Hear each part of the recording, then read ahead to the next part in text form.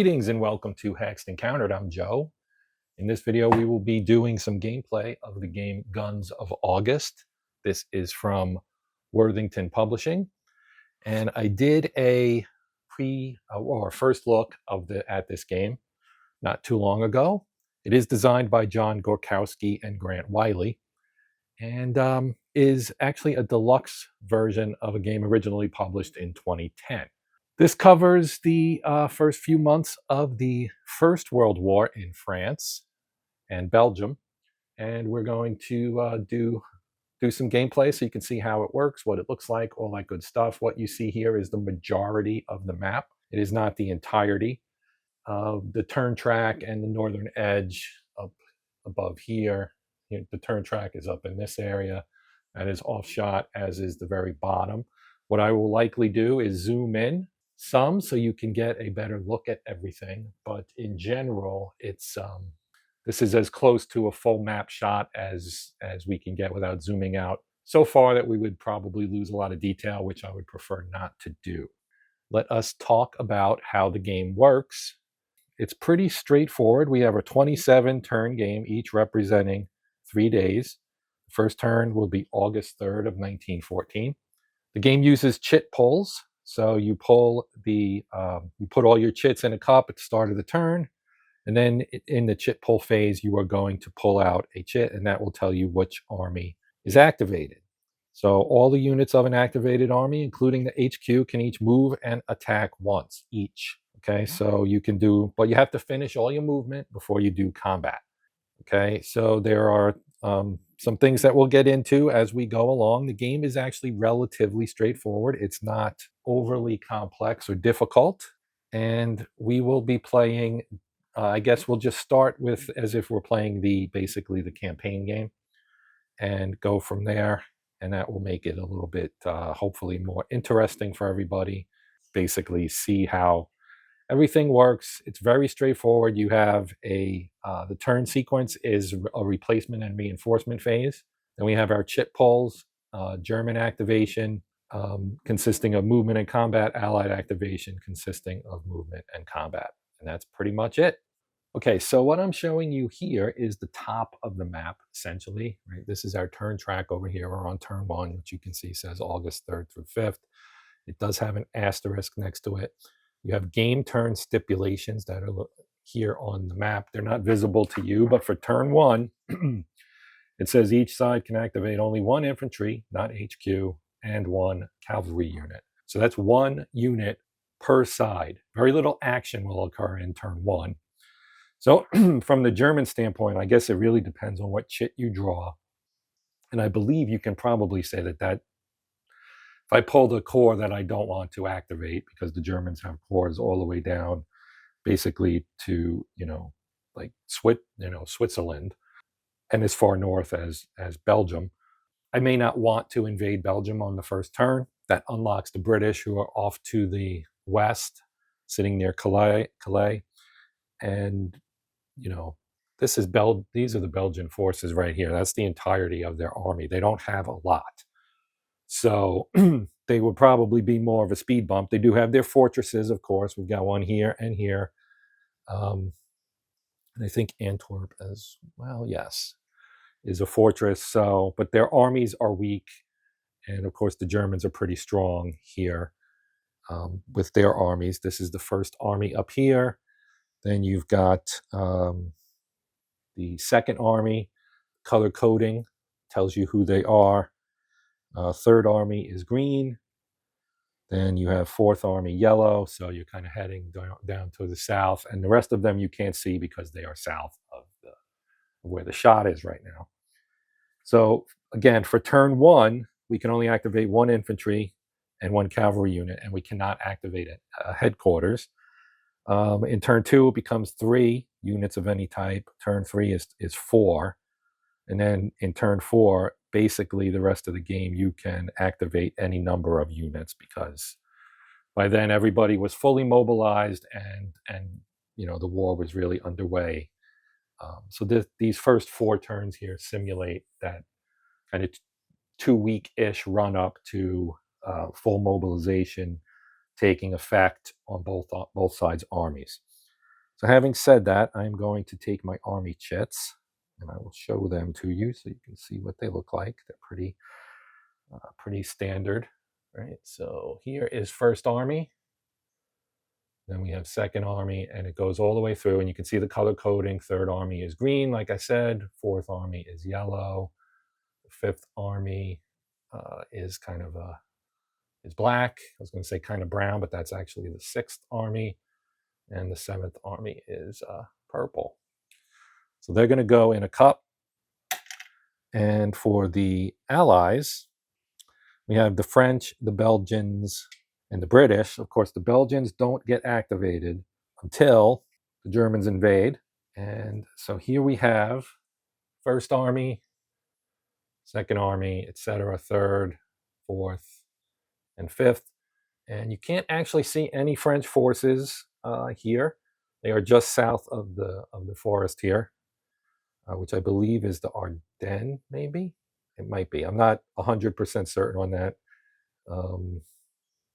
But this is southern Belgium here. And Luxembourg is right here, right below this patch. So this may actually be the Ardennes. Yeah, because Antwerp's up here. So anyway, I'm going to dump these in the cup as well with the German kits. And the British and Belgians stay out until Belgium's neutrality is taken away by the German invasion. So having said that, let's draw a chit here. Whoops, and see what we get.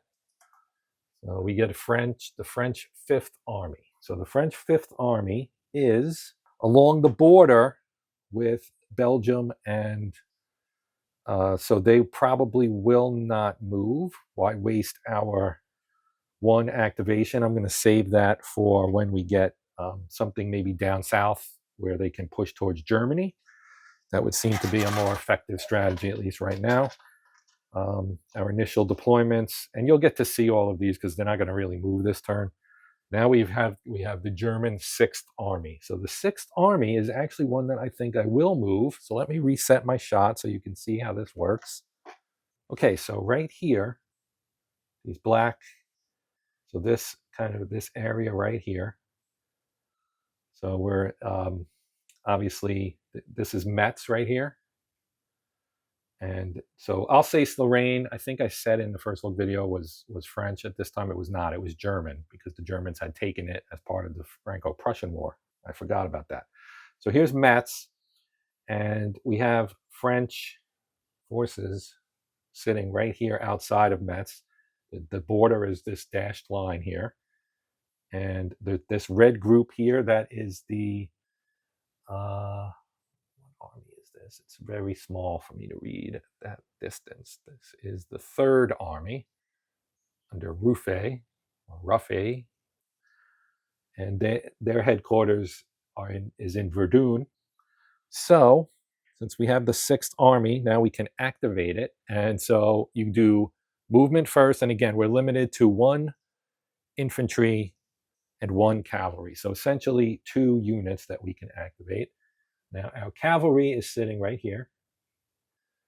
This is our cavalry from the Sixth Army. Okay, 3rd Cavalry Corps. And we can activate it for movement. Now, you do have what's called the zone of confusion. So it's still a ZOC, but it's not a zone of control. It's zone of confusion. It's described in the rule book as being kind of a way to handle the lack of intelligence, maybe would be the way to put it. Knowledge of exactly where the enemy was here as we start in the early days of the war, before we bogged down into trench warfare when it was pretty obvious, of course, no man's land where the enemy was. Anyway, we can move him. He has 7 movement points, and there is a terrain effects chart, which is here. And you can see the movement point allowances for the 3 types of units. Fortresses cannot move. Infantry and headquarters have 5 points, and cavalry has 7. Then your costs. So if you enter any hex not in enemy zone of control and across a hex site crossed by a rail line is 1. Without the rail line, crossing a river and or entering a forest is 2. Entering a hex in the zone of confusion, regardless of rail line, is also 2. Entering a mountain is 5, sorry. And entering any other hex is 1. So, and this is a cool little kind of player aid, double-sided. It's a card. It was part of the counter sheet, and it has the combat tables on the back and the terrain effects on the front, and then reduction based on circumstances. There are 2 of them, so I've got them both, and I've just got one flipped to the combat side and the other one flipped to the terrain side, and I have them right under the board, so they're handy for me to look at. So back to business. So if I move him here first, that would put him in the zone of confusion and make things a little bit more dicey for me. So what I think I would do is move him here. And we don't really have to count the movement points because he's not going to use them all. But we're going to move here, and then we're going to cross the river.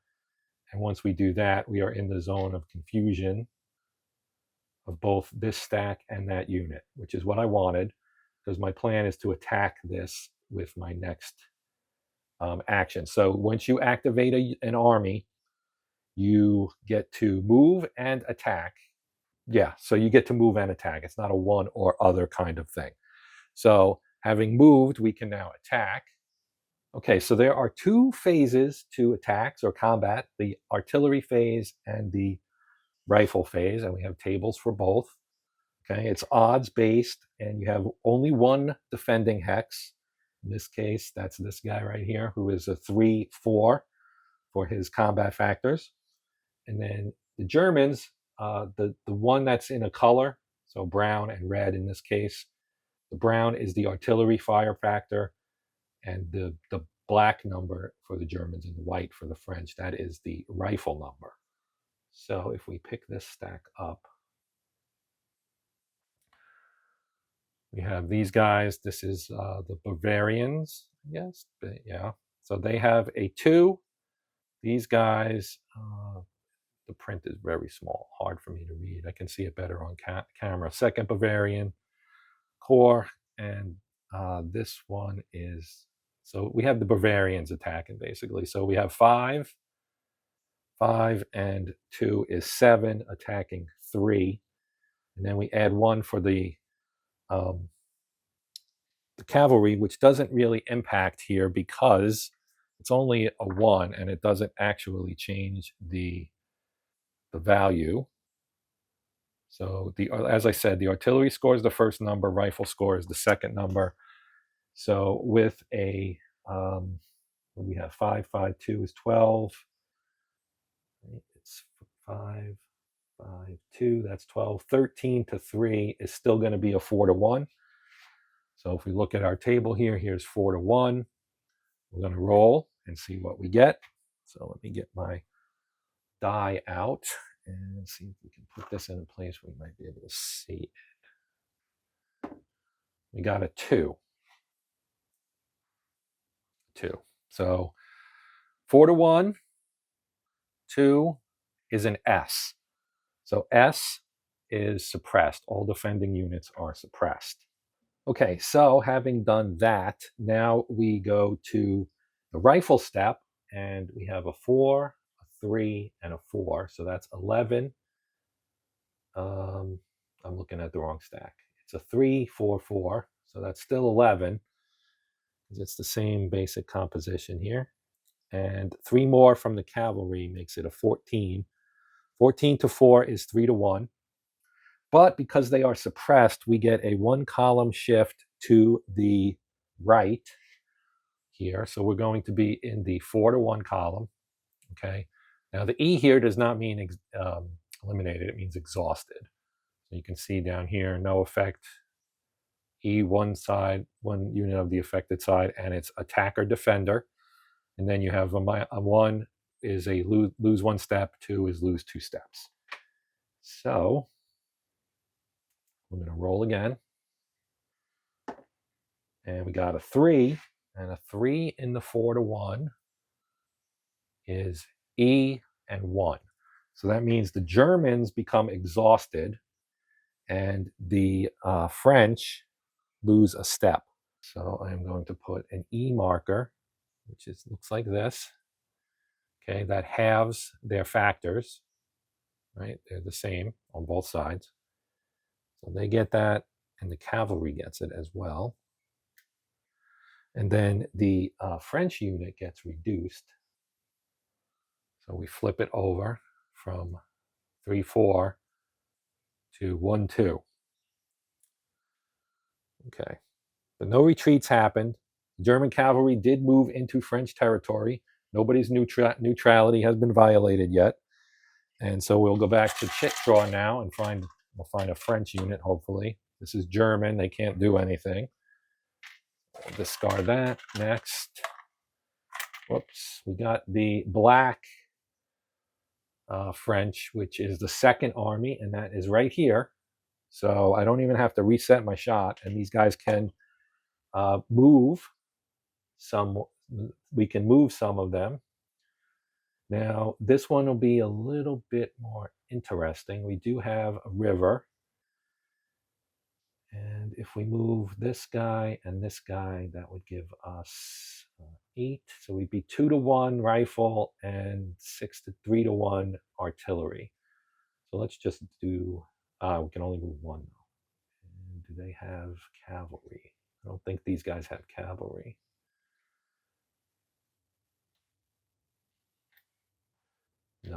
No cavalry for the Third Army.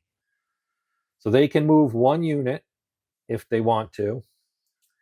I could try holding off. I'm trying to see who does have cavalry on the French side. There isn't a lot of cavalry on the French side, at least not visible.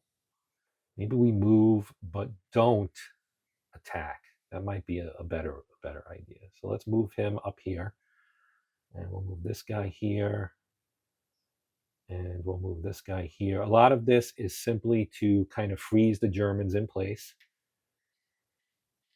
We'll leave these two where they are. Because they are holding the cavalry there.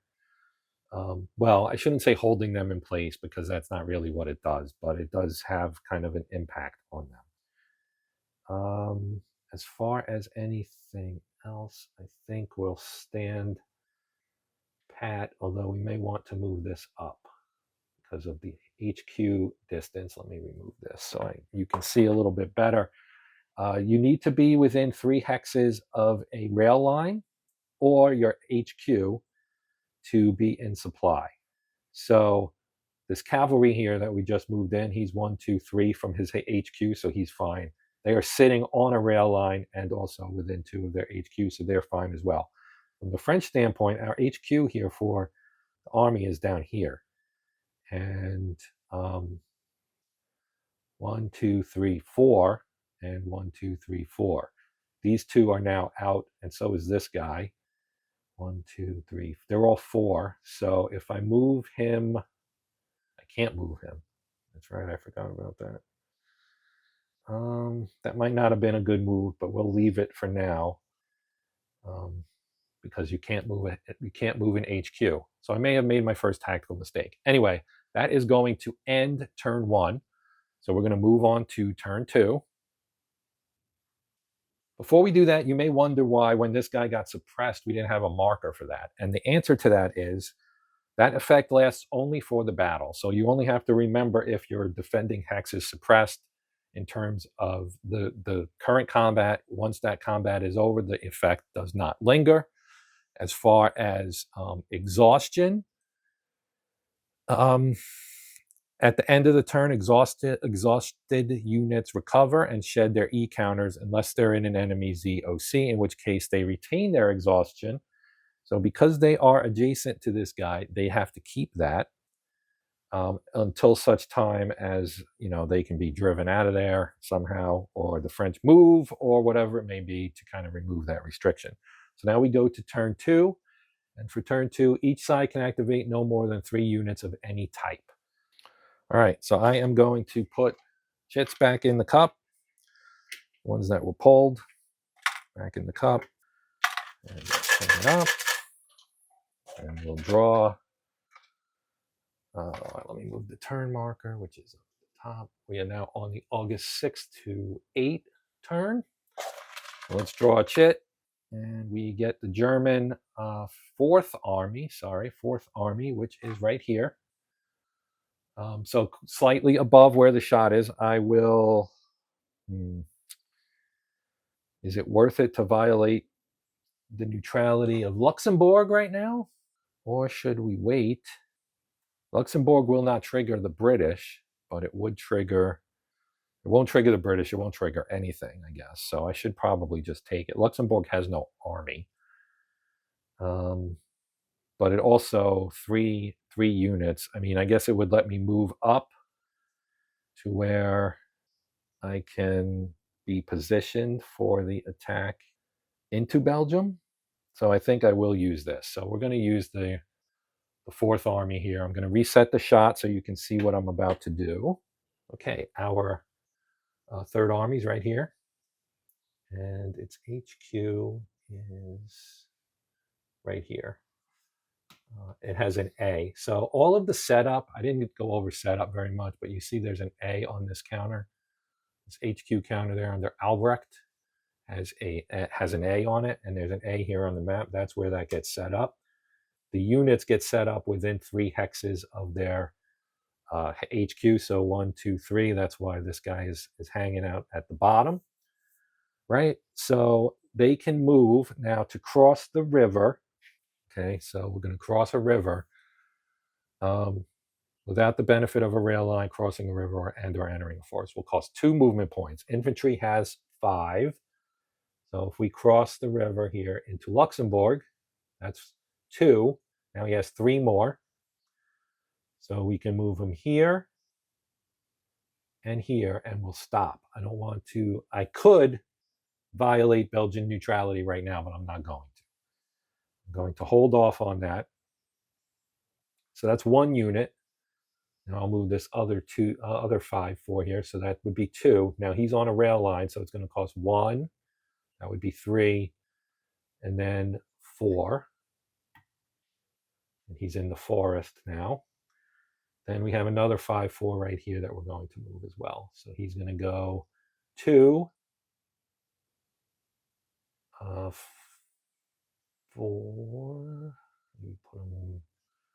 We'll put him here, I guess. And he has 5, so he can't move to the next forest because that would be 2 movement points. So next turn, he would be able to go 2, 4 and be on the Belgian border. But that ends that. So that is the Germans' entire... Now I could, I think, split it up. And I could have said, well, I'm only going to move 1 unit here, and then we'll do something else, when I pull a different chit. But I don't really see the point in working it that way. So let's draw a French chit, since the Belgians and the Brits are not in here yet. And we get another German. So I say draw a French chit, but we didn't. And we draw another German. So the Germans are done, and we can't use any of theirs. And we draw another German. There are French ones in here. Let's see what we got here. All right, we got one. We got the Third Army, which is red.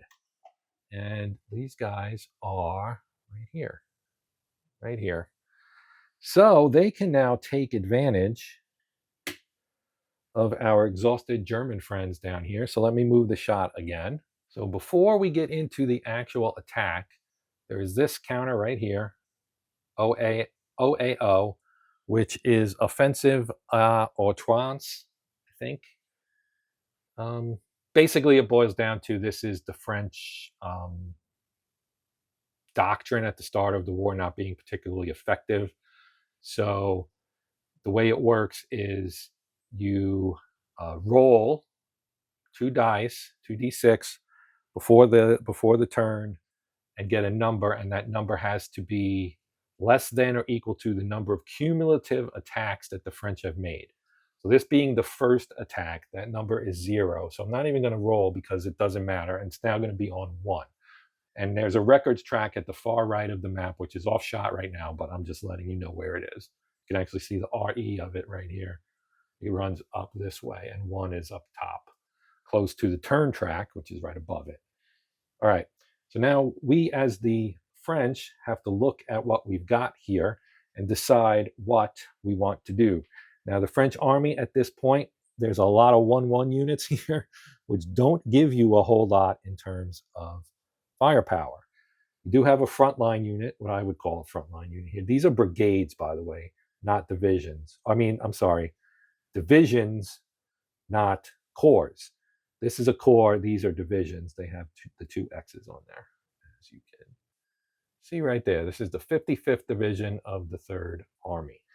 I'm going to put this here where it was. Now they can move 3 and attack with 3.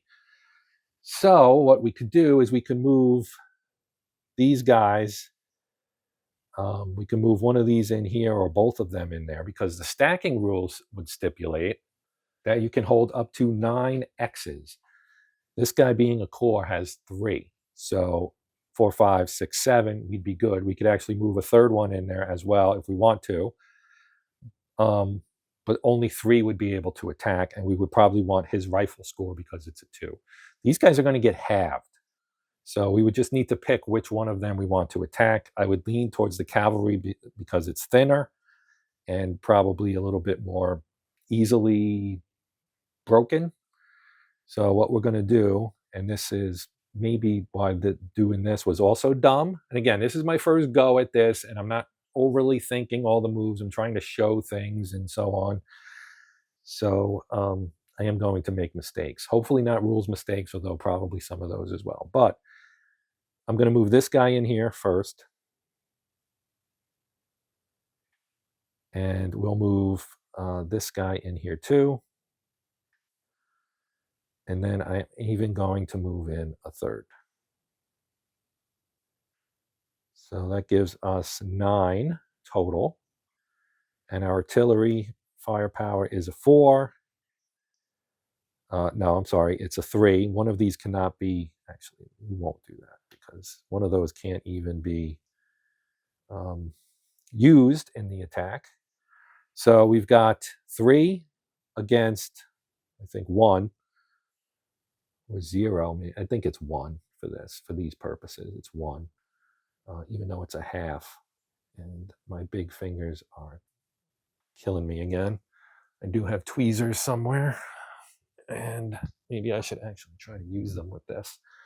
So these guys here are here, and we've got 3 here. So he's a 1-2, and as a 1-2, he's going to get halved. But I believe, for halving purposes, let me look at the rules real quick. Out of supply, reduced by half. And I forget if we round up. I don't know that it would necessarily. I think it can't go below 1. Rounding. Round up, yes. Okay, so you round up your fraction. So that's going to be a 1 and a 1 on defense. And this is going to be a 3 on artillery and a 4 on rifle. So we're going to have 3 to 1 and then 4 to 1.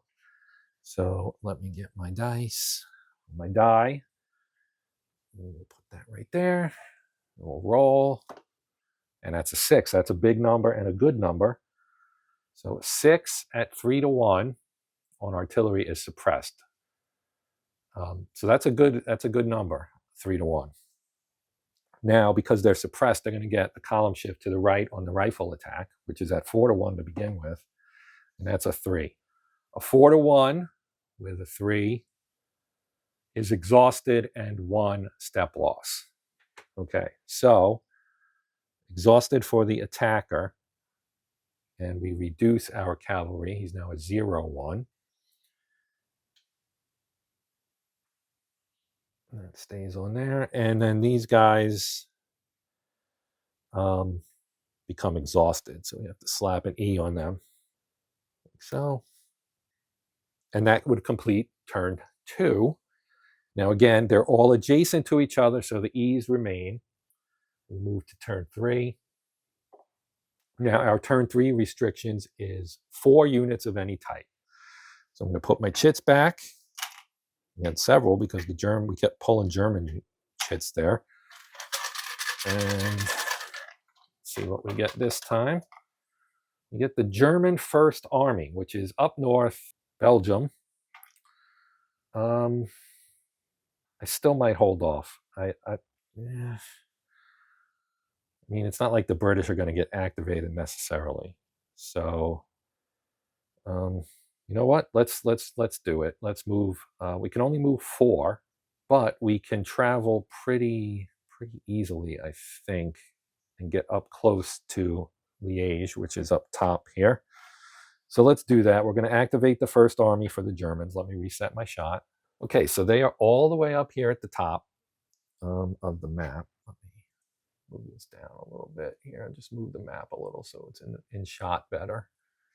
Now I'll slide this over as well. So now you can see that we've got, this is the furthest west. We have Antwerp here and Brussels. Brussels has the HQ, and then Antwerp has a fortress. The bulk of the army is here. They have a cavalry unit and a couple infantry. We have a couple infantry here, and then Namur, Liege. Those are your 2 fortresses. And so for the German side, we can move a total of 4 units. And if we take our cavalry, I'm looking at what we've got here. We've got some decently powerful units. There's the HQ. So if we move these 3, we could go, whoops, 1, 2 through forest, road through forest. Entering a hex.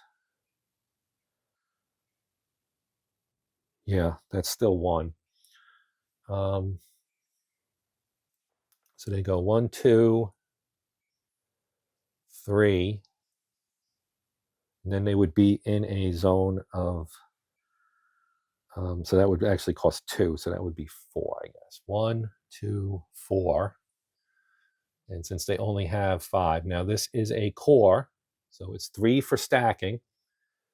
Now if we move this other 5, 4 as well, same thing, 1, 2, 4. Okay, we're going to attack the fortress here. So this will be a good example of how fortresses come into play. And then over here we have 2, 3, 2, 3, 5, 4. So if he went 1, 2, 3, 4, 5, that works. We'll do that. And this guy was here. Okay. So now we have a decent stack here that we can attack the fortress with. So that's what we're going to, actually that's only 3. I do get to move 1 more. Let's take out cavalry and move them in as well. So they can't move here, I don't think, because of the, there not being actual hexes there. That's, I believe this is the Netherlands. So we're going to go, or Holland if you prefer, but we're going to go here. 1, 2, 3, 4, 5, 6, 7, 4, or do we want to do that? So we'd be here 5, 6, 7. Let's put them there. Okay, let's put them there. So we're going to use them on the flank, as it were. And now we're going to do our attack. So we've got 15 on 2. So that will be a 6-1 because that's as high as it goes. 6-1.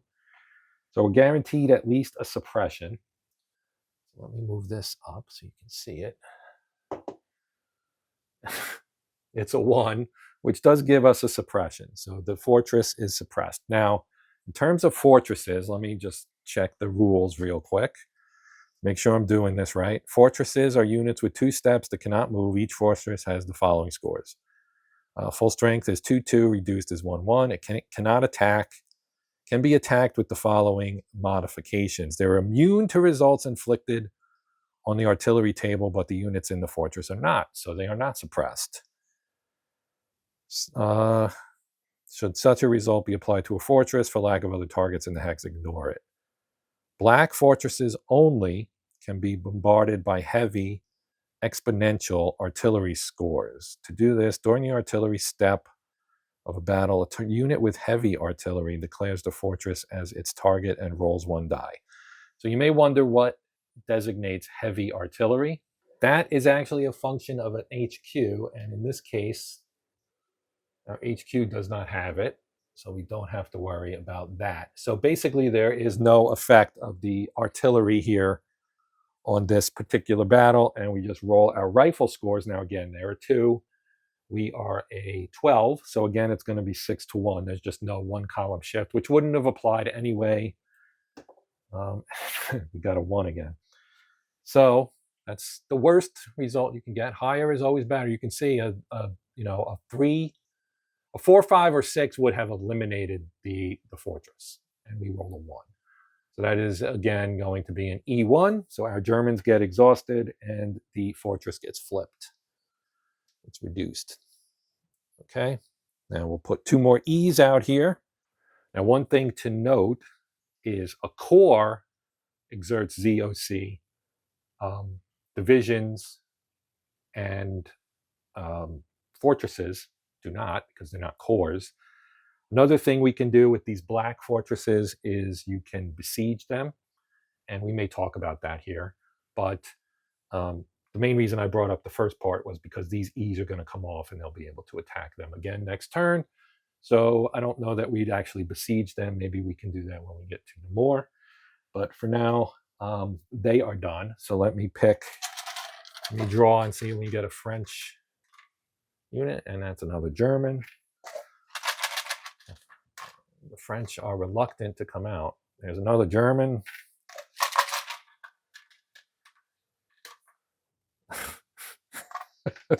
There are more German armies than French armies, but still, this is a little ridiculous.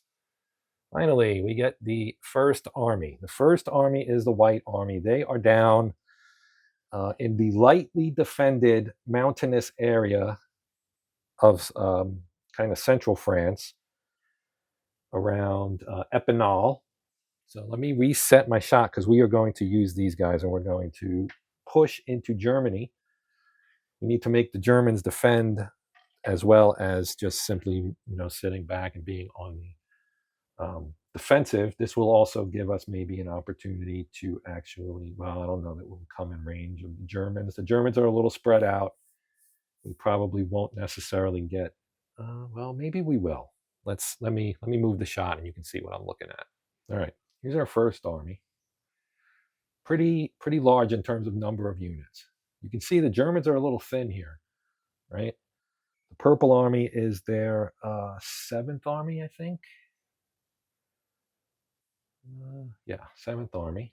So they're not necessarily weak, but they're thin, right? And they're covering Strasbourg and then the road up to Saarbrücken, which is up that way.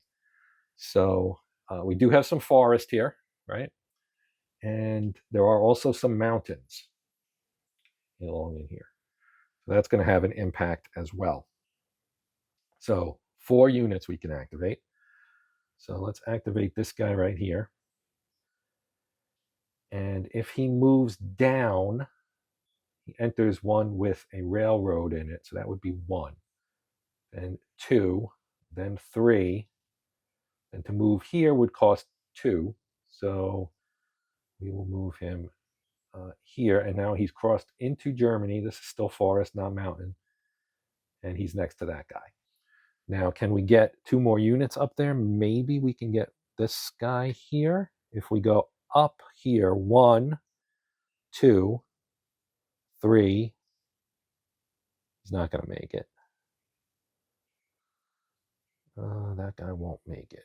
1, 3, 5. That's as far as he can make it. So let's try this guy. 1, 2, 3, and 5. As I shoot him across the board, we got 2 units there. That's 2 units moved. We can try this one. 1. He's not going to get there, but he can get closer. Go 1, 2, 3, 4, 5. And then our 4th unit will be this guy. So, was he here? I think he was there. 1, 2, 3, 4, 5. Okay. So now we can do an attack. We have 6. They have 7. So that would be, if we round up, I think that's 1, 1. very close to 1-1. So you can see here they'd have to roll a 5 or a 6 for suppression. So let's take a shot at that. I'm going to move this over here so you can see it. And we got a 3. And a 3 is not going to do us any good. Okay, now we'll do the rifle. And this is 8 to 7. So again, 1-1. 5, that's a good roll. 5 is going to be 0 and E. So we're going to exhaust the Germans and take no damage ourselves as the French. So let me grab an exhaustion marker out of here and drop it on our enemy unit right there. Okay, that completes turn 3. So we go to turn 4. And in turn 4, we now have as many units of any type for the rest of the game. We're going to remove Task Force EMIC. Its components are absorbed by the parent units. I have to find Task Force EMIC. I don't remember where it is. EMIC, maybe. Anyway, I will do that off camera because I'm going to actually wrap it up here. We did 3 turns. I wanted to give you a flavor of the game. Now, if you want to see more, give the video a like. And if we get 30 likes within a day or two, I will do part 2. If not, then I'll probably just move on to doing a review, which means I'll probably play some more off camera and just do a review and talk about the game in general. As you can see, it's not overly complex. There are some things we did not get to, of course, and there are optional rules that we're not using, and there's Fog of War, which I'm not using because I'm playing solitaire, but Fog of War adds a lot to this game. And I wish I could demonstrate it for you, but until I find somebody to play, until I can get my son maybe to actually play with me, that makes it a little bit more difficult to do that kind of thing. Anyway, that's going to do it for now. Thanks for watching. To all my channel members, thank you for your support. There are 2 tiers, hexed and countered. You can support at either level. They have various benefits. Countered level gets 24 hours pre-access to all the videos. So if you want to see stuff fresh out of the oven, so to speak, that is one way, or the way to do it, I guess. Otherwise, you just wait the extra day. It's not that big of a deal. There are some other stuff too that you can get full rundown on by checking out the join button on the YouTube page for the channel. It's right below the player. And otherwise, as I said, thanks for watching. Please consider liking, sharing, and or subscribing. You may also elect to post a comment or a question. I will do my best to get back to you as soon as I can on that. If it is a question or a comment that I, think is interesting or whatever, I try to reply to pretty much everything, even if it's just with a thank you. But that is it for now. Thank you to my subscribers and to everyone else who watched. And hopefully you'll come back and check out something else down the road. We're done. This is Hexed and Countered. I'm Joe. Until next time, happy gaming.